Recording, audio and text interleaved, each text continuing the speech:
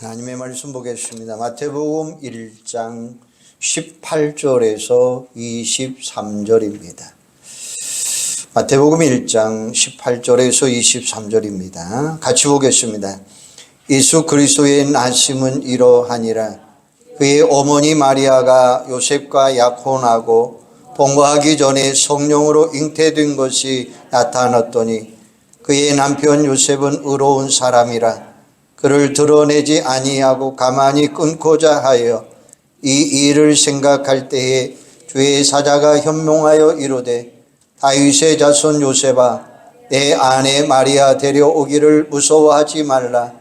그에게 잉태된 자는 성령으로 된 것이니라. 아들을 낳으리니 이름을 예수라 하라. 이는 그가 자기 백성을 그들의 죄에서 구원할 자이심이라 하니라. 이 모든 일이 된 것은 주께서 선지자로 하신 말씀을 이루려 하심이니 이르시되 오라 처녀가 잉태하여 아들을 낳을 것이요 그의 이름은 임마누엘이라 하니라 하셨으니 이를 번역한즉 하나님이 우리와 함께 계시다 함이니라. 아멘. 여러분은 지금 무엇을 기다리고 있습니까? 우리는 지금 누구를 기다리고 있습니까? 성탄절은 예수 그리스도께서 우리와 함께 하시려고 이 땅에 오심을 예배하고 경배하는 날입니다. 그런데 지금 이 땅에 많은 사람들은 예수 그리스도는 없고 산타크로스와 루돌프 사슴만을 경배하고 있는 것 같아요. 도대체 누구를 위한 트리인지 알 수가 없습니다. 빛과 나무의 의미 없이 수많은 전등들을 장식하지만 그것이 누구를 위한 것인지 알기나 하는지 모르겠습니다. 그렇기 때문에 오늘 우리는 우리와 함께 하시려고 이 땅에 오신 예수 그리스도를 기다리는 믿음이 있어야 할 것입니다. 우리가 아는 대로 이 예수님께서 오셨던 그때에는 모든 사람들이 다 고달픔에 지쳐 있었습니다. 사람들마다 초조와 불안에 휩싸여 있었습니다. 도무지 희망은 보이지 아니하고 견디기 힘든 고통만이 계속 밀려오고 있었습니다. 사람들은 무기력증에 빠져나와 헤매고 있었습니다.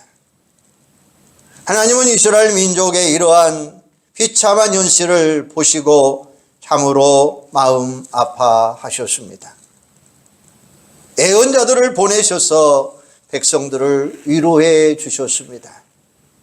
그러나 예언자들의 위로가 백성들에게 기쁨과 희망은 주지 못했어요. 백성들은 점점 더 불안과 절망 속에 빠져들어갑니다. 이 같은 이스라엘 백성들을 긍휼히 여기시던 하나님께서 아주 비참한 결심을 하십니다. 그래서 하나님은 직접 이 땅에 오셔서 그들 곁에 함께 계시면서 그들을 위로하고 희망을 주고자 작정하셨습니다. 도대체 그 방법 말고는 다른 방법이 없었기 때문이죠. 오늘 본문 23절에 보면 오라 처녀가 잉태하여 아들을 낳을 것이요 그의 이름은 임마누엘이라 하리라 라고 말씀하셔요.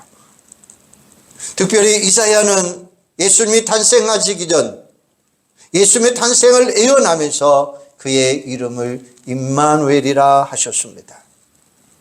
임마누엘이라고 하는 이름의 뜻은 하나님께서 우리와 함께 계시다라는 말씀이에요.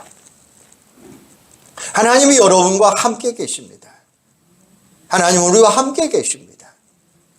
오늘 저는 여러분이 이 한 말씀에 위로받고 새 힘 얻으시기를 바랍니다. 하나님이 우리와 함께 계신다는 이 사실보다 더 분명하고 더 확실한 위로가 어디에 있겠습니까? 그런 의미에서 우리 옆 사람에게 하나님은 당신과 함께 하십니다 한번 서로 위로해 주시기를 바랍니다. 하나님은 여러분과 함께 계시는 거예요. 전능하신 그분이 나와 함께 하십니다. 그러나 이 말씀은 동일하게 세상 모든 사람들과 함께 계신다 이 말은 아니에요. 그러면 하나님께서는 구체적으로 어떤 사람과 함께 계셨습니까? 첫 번째는 하나님은 의로운 사람과 함께 계셨어요. 19절에 보면 그의 남편 요셉은 의로운 사람이라 그를 드러내지 아니하고 가만히 끊고자 하여. 성경은 요셉을 가르쳐서 의로운 사람이라고 이야기해요. 그렇다면 요셉의 행동이 어떠했길래 그가 의로운 사람입니까? 보십시다. 만약에 여러분이 요셉이었다면 이 문제를 어떻게 해결할까요? 내 약혼녀가 임신을 했습니다. 누구 아이일까 궁금합니다. 보정한 여자라면 더 이상 상관하지 말아야지. 그렇게 요셉이 고민하면서 잠을 자고 있을 때에 천사가 이렇게 이야기합니다. 요셉아, 내 아내 데려오기를 무서워하지 말라. 그에게 잉태된 것은 성령으로 된 것이니 아들을 낳을 것이라 이름을 예수라 하라. 요셉이 어떤 사람입니까? 의로운 사람이라고 했어요.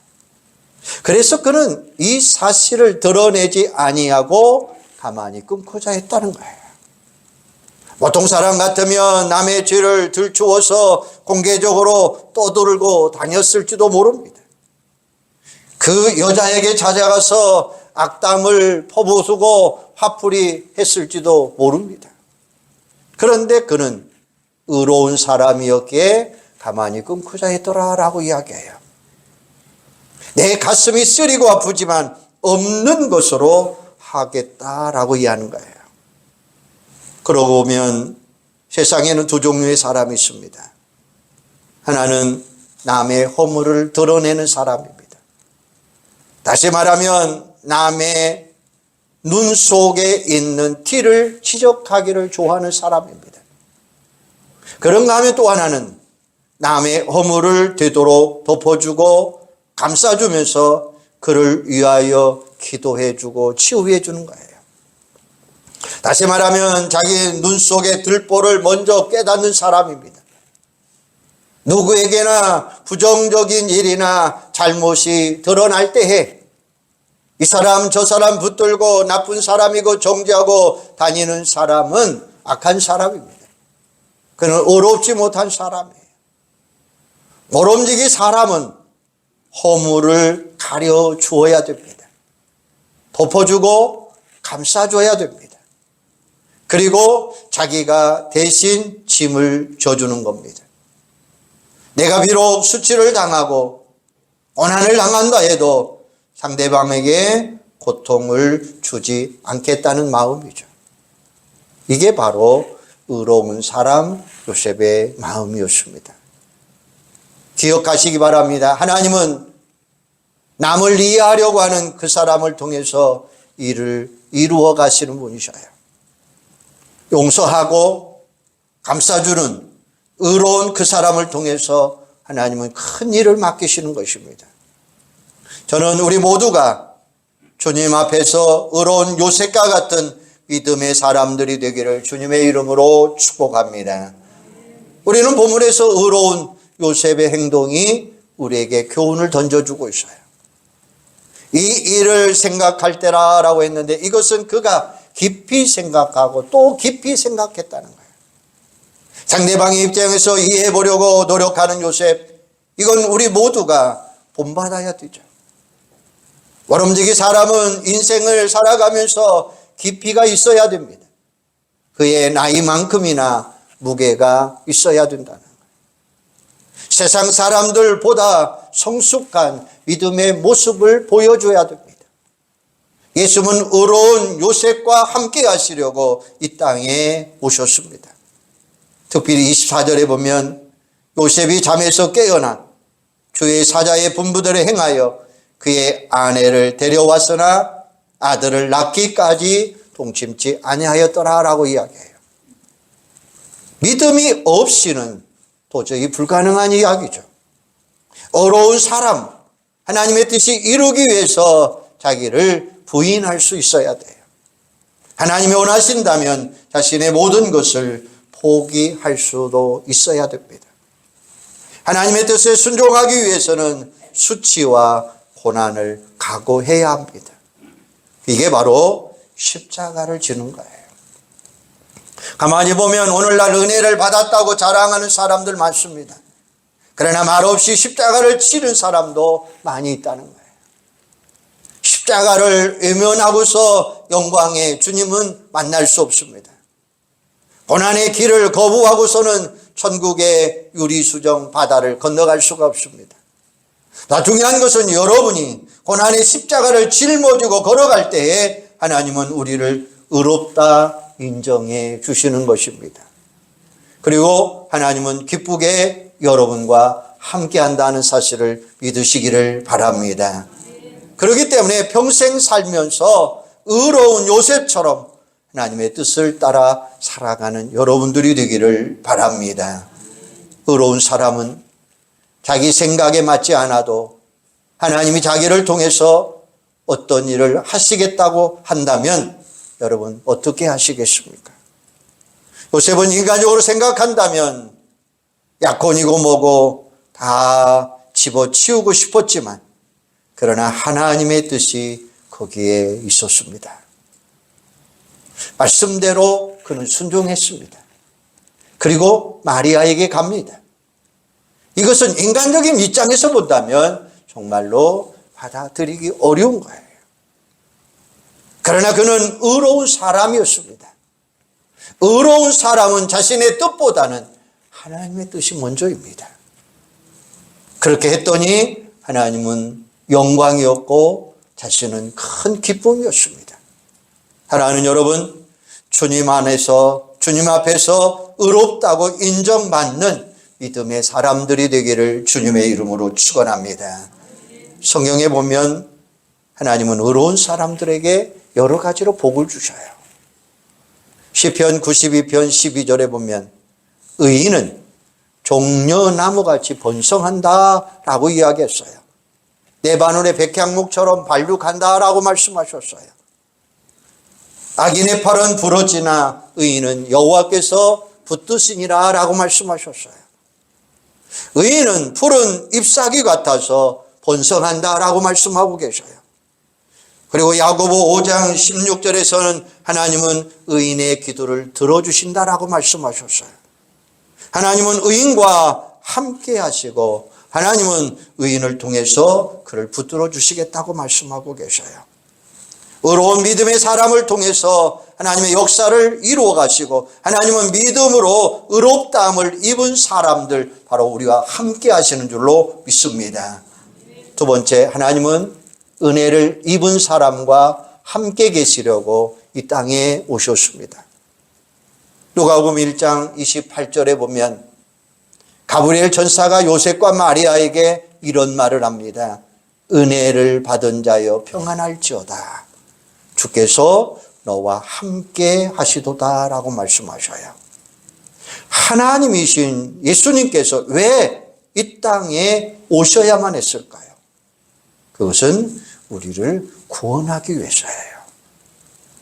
아담 이후에 모든 사람이 범죄했습니다. 죄가 나와 하나님 사이를 막았습니다. 인간은 죄로 인하여 하나님께 나갈 수 없었습니다. 영원히 버림받을 수밖에 없는 존재였습니다. 하나님은 이러한 죄인들을 구원하시기 위해서 이 땅에 오셨습니다. 그리고 우리와 함께 하십니다.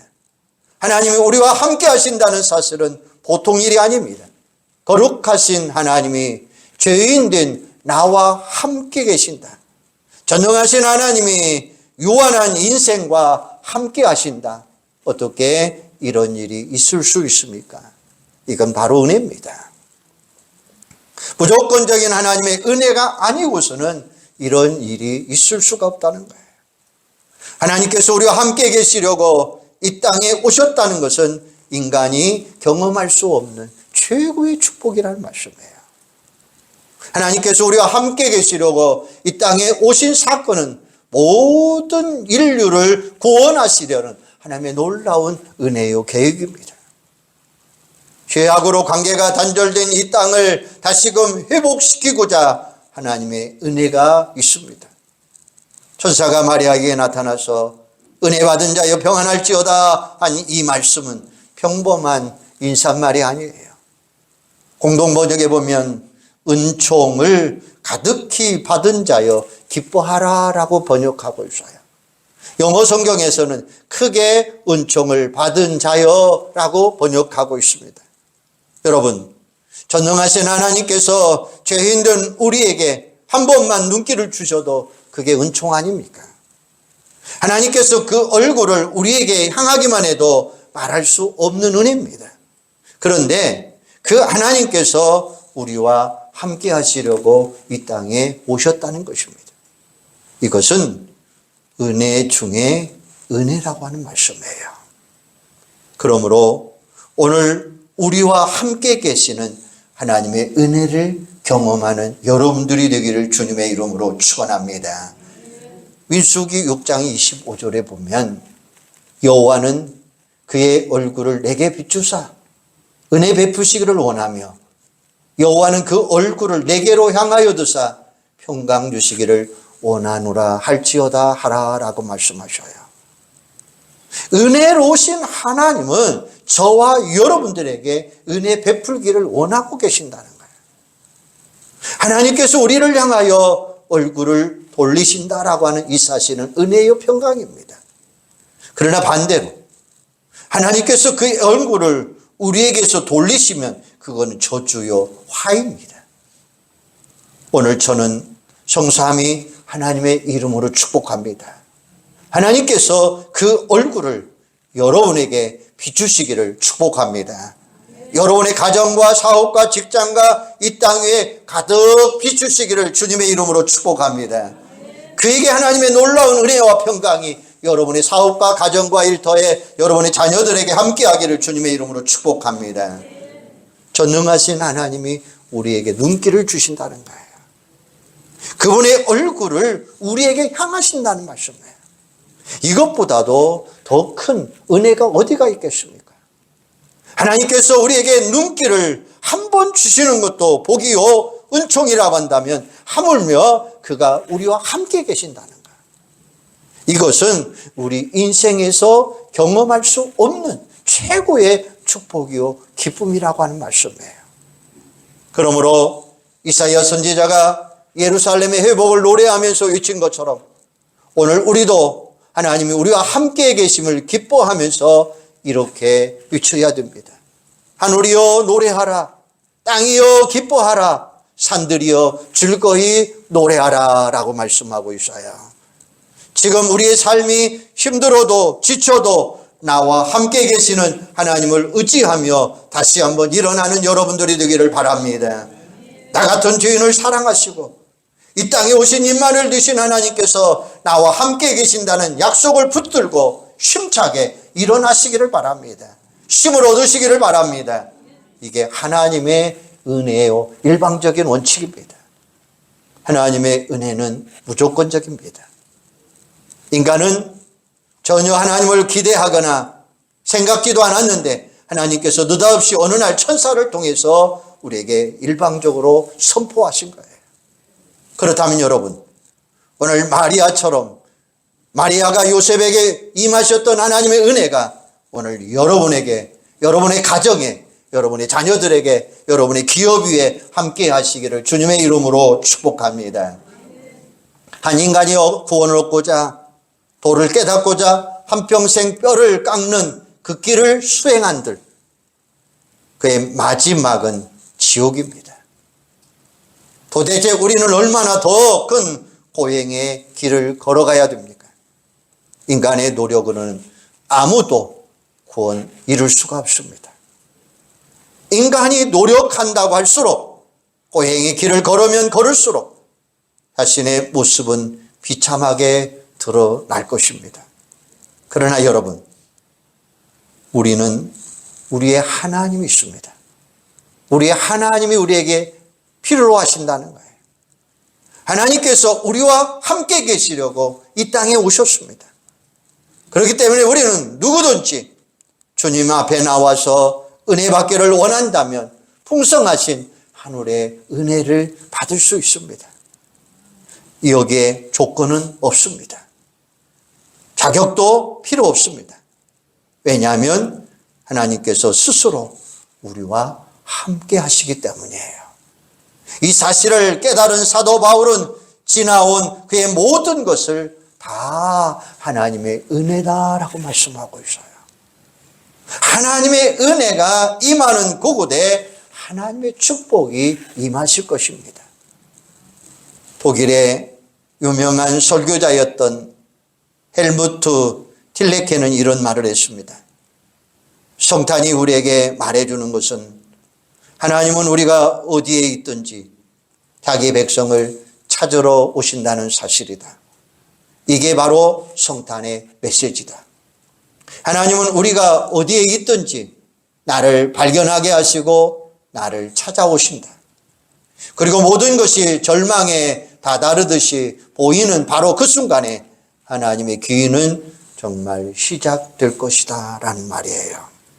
여러분, 내가 하나님을 찾아간 게 아니죠. 하나님이 나를 찾아오셨습니다. 내가 절망에 빠져 고통당하고 있을 때, 허우적거리고 있을 때 하나님은 나를 찾아오셨습니다.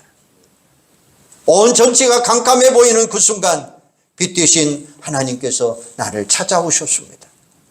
이게 바로 우리와 함께 계시려고 이 땅에 오신 성탄의 기쁨의 의미인 줄로 믿습니다. 예수님은 왜 세상에 오셨습니까? 하나님은 왜 높고 높은 하늘 보좌를 버리시고 누추한 마국간에 오셨습니까? 우리와 함께 하시려고 합니다. 힘들어 하니까 곁에서 우리들의 어려움을 거들어 주시려고 하나님은 우리들에게 예수 그리스도를 보내주셨어요. 우리들의 슬픔이 너무 크니까 우리들 곁에 오셔서 우리들의 눈에서 흐르는 눈물을 닦아주기 위해서 예수님이 오셨어요. 육신의 연약함으로 병든 자들의 아픔을 위로하시고 돌봐주시려고 병든 자를 우리 예수님이 찾아오셨습니다.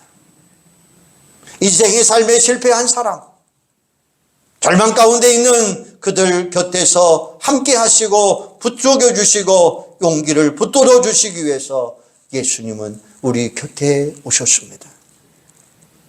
내일의 일을 염려하면서 불안과 초조함 속에 어쩔 줄 몰라 떨고 있는 우리들을 붙잡아 주시기 위해서 우리 예수님이 이 땅에 오셨습니다. 이런 모든 일을 하게 하기 위해서 하나님께서 예수님을 이 땅에 보내주신 거예요. 다른 그 누구가 아닌 하나님이 옆에 계셔 주시면 슬픔은 당한 사람이 위로를 받을 것이고 절망과 낙심 가운데 있는 사람이 용기를 얻고 희망을 가지게 될 것이고 병든 사람 곁에 있어 아픔을 함께 나누면 그가 병을 고칠 수 있어서 함께 계시고 슬픔과 어려움을 당한 사람들의 곁에 계시자 예수님이 오신 것입니다. 그 예수님께서 오늘 여러분과 함께 하기 위해서 이 땅에 오셨습니다. 예수님께서 우리들 곁에 계시기 위해서 아픔과 좌절과 불안으로 뒤범벅된 오늘 이 땅에 우리 예수님이 오셨습니다. 어떻게 할까? 어디 갈까? 무엇을 하나 걱정하지 마시고 예수님이 여러분과 함께 계신다는 거예요.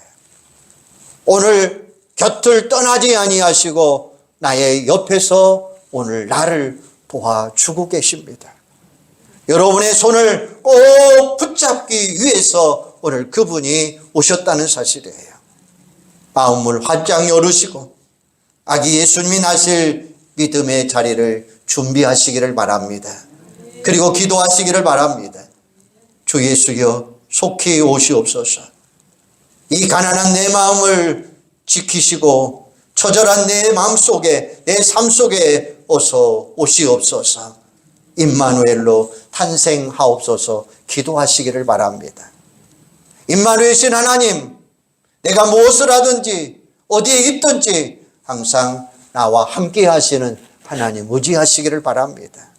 그리고 지치고 고난 내 영혼을 그분에게 의탁하시고 희망찬 삶을 살아가는 여러분들이 되기를 주님의 이름으로 축원합니다. 사랑하는 여러분, 예수님은 빛이십니다. 이 세상의 빛은 오직 예수님이십니다. 우리와 함께 계시려고 이 땅에 오신 빛 되신 예수님을 마음에 모십시다. 그분을 영접하시기를 바랍니다. 그러면 여러분의 마음이 밝아질 것입니다. 그리고 그분과 함께 동행하시기를 바랍니다. 주님과 함께 동행하면 이게 바로 천국이 되는 줄로 믿습니다. 마음의 천국을 이루시기를 바랍니다. 그래야 영원한 천국이 보장되는 거예요. 이게 성탄이 우리에게 주시는 메시지입니다. 사랑하는 여러분, 금번 성탄절을 맞이하면서 우리들에게도 이런 변화의 역사가 일어나기를 축복합니다. 이런 열정이 여러분에게 일어나기를 축복합니다. 오늘 여러분이 어떤 목적을 가지고 이곳에 나왔든지 결국 구원자이신 예수님을 우리는 만나야 됩니다. 예수 그리스도를 통하여 우리는 새로운 생명을 얻어야 된다고 하는 사실이에요. 그래서 우리와 함께 계시려고 이 땅에 오신 주님을 이번 성탄절에 깊이 경험하는 아름다운 성탄절, 새로운 희망과 소망을 주는 이런 성탄절을 맞이하는 여러분들이 되기를 주님의 이름으로 축원합니다. 기도하겠습니다. 예수님은 빛이십니다. 이 땅에 오신 예수님, 우리 마음에 모시고 그분을 영접하고 우리의 마음이 밝아지게 하여 주시옵소서. 주님과 동행하면 그곳은 천국이 되는 줄로 믿습니다. 그분과 더불어 우리 영원한 천국을 이루고 그분과 더불어 영원한 축복을 누리며 살아가도록 함께하여 주시옵소서. 우리의 구원자가 되신 예수님, 우리에게 새로운 생명을 주신 예수님, 그분과 함께 동행하며 그분을 맞이하는 성탄절이 되도록 주님 함께하여 주시옵소서. 예수님의 이름으로 기도하옵나이다. 아멘.